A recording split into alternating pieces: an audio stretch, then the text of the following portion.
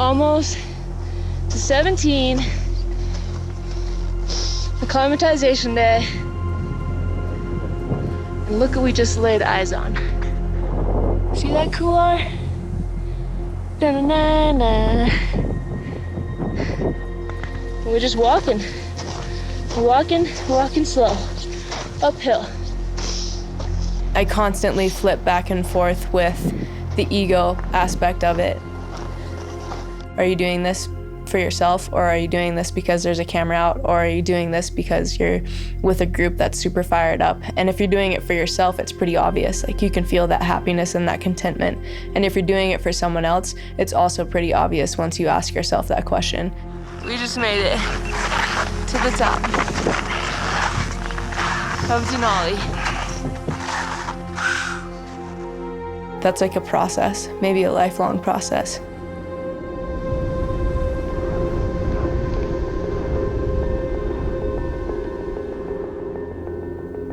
She's got the right mindset for this kind of stuff, and I've never questioned, even when she was just learning, because she's got the right head on her shoulders, and you can see it, that she's comfortable in these environments and exposure. She's just, she's got a really good head on her shoulders, and that's, the most important thing.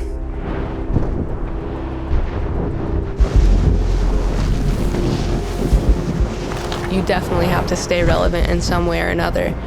But to me, that comes from within, and that's where it all starts. You take opportunities and you say yes as the doors are opening, but you show up and you do your best work.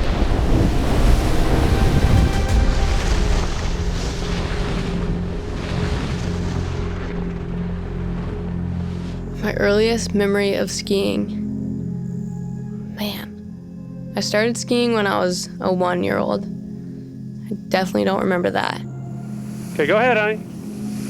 Told Michelle she could be taped, so she's gonna boogie and snowplow, I guess.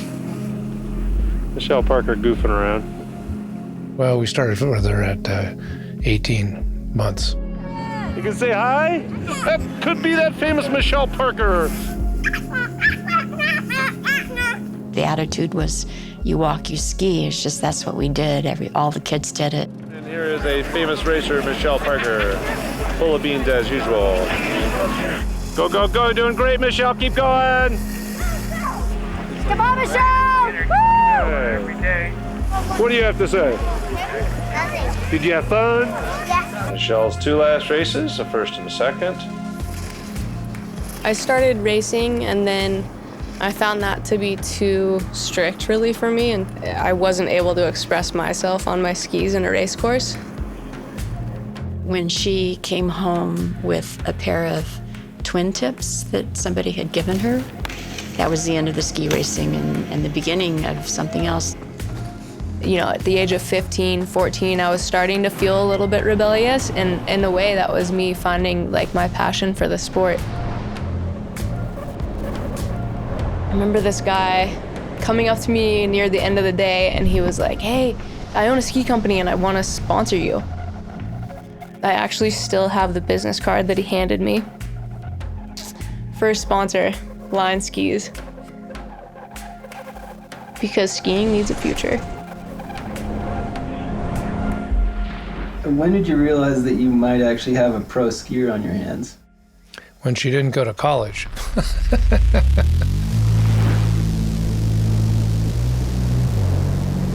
The talent pool coming out of Tahoe at that time was ridiculous. There was Shane McConkey, JT Holmes, the Gaffney brothers. That was the heyday of ski films. There were 15, 20 ski films coming out a season. It was ridiculous. The talent wasn't limited to the skiing. The Tahoe crowd was trying to one-up each other with their antics and their comedy and their skit. You could be a great skier, but your segment had to stand out.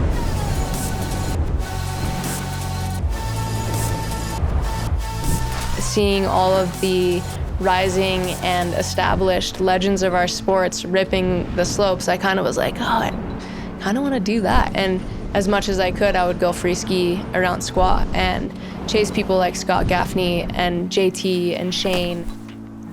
It was always on my radar to look for local talent. I wasn't necessarily doing it actively, but when I saw someone who skied like Michelle, it was obviously like, we got to talk to this girl. The first real trip I went on with Matchstick was to Ritalik, and that was the trip that I got injured on. I hit this cliff and landed on a rock that was just buried under the snow. And I reached down to feel my knee, and it felt like, well, my kneecap was like twisted all the way around onto my hamstring. You immediately know they did it. They immediately know it happened. And this dark cloud just kind of descends on the day, and it's, you know, that person's season is done. This is what it should look like, nice and triangular and dark. They wanted to operate as soon as possible. We ended up doing ACL, meniscus, medial patellofemoral, microfracture, and cartilage damage. I made it out of surgery number 1. We fixed up my meniscus, and we'll have to go back in for surgery number 2 in 4 to 6 weeks or something like that. But I'm alive.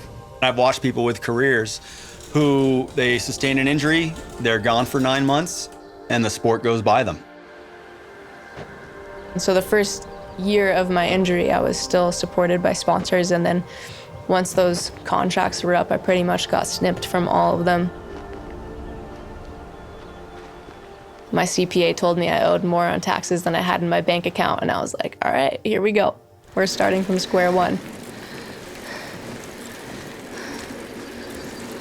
Injuries always present dark times, but those are opportunities to grow and to learn about yourself. Michelle is a very determined and willful person who knows what she's capable of, and she was not going to give up. I got my feet back under me, and I filmed that year with Matchstick with like very little expectations. She put down one of the best segments of any woman for years, and maybe ever.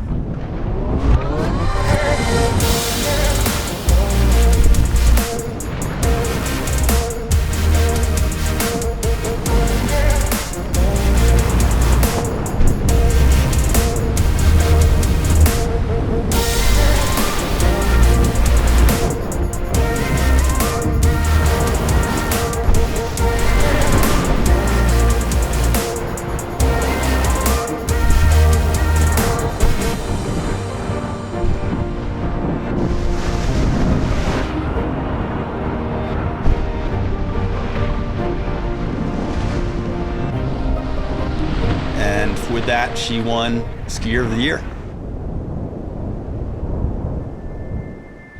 And that was a pretty special comeback story for me.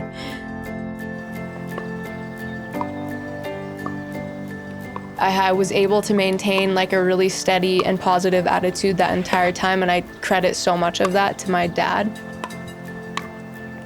Oh, Dad, you do that. I knew you'd get a little carried away.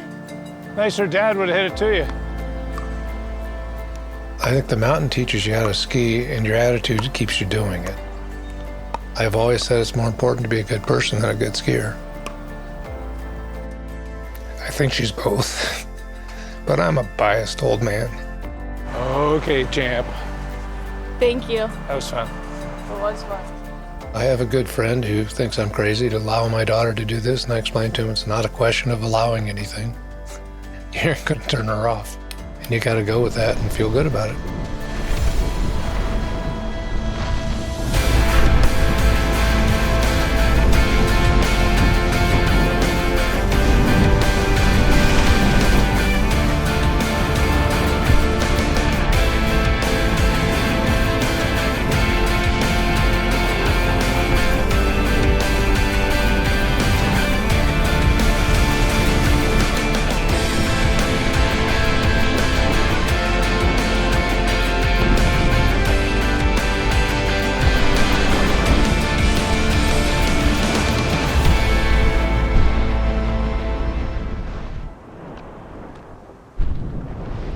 I would describe Michelle as the Energizer Bunny. She is so energetic and happy and fun, and it never turns off. She's an extremely strong skier. You can tell. She used to be a racer.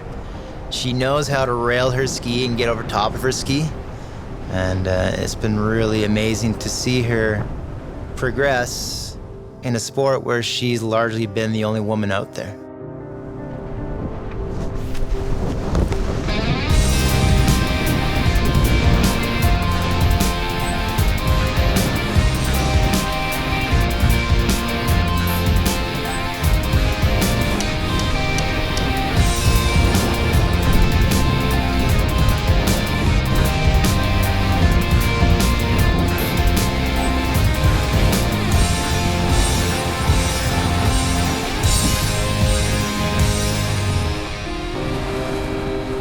There's no doubt in my mind that if there was no such thing as ski films or social media or chairlifts for that matter, Michelle would be in the mountains.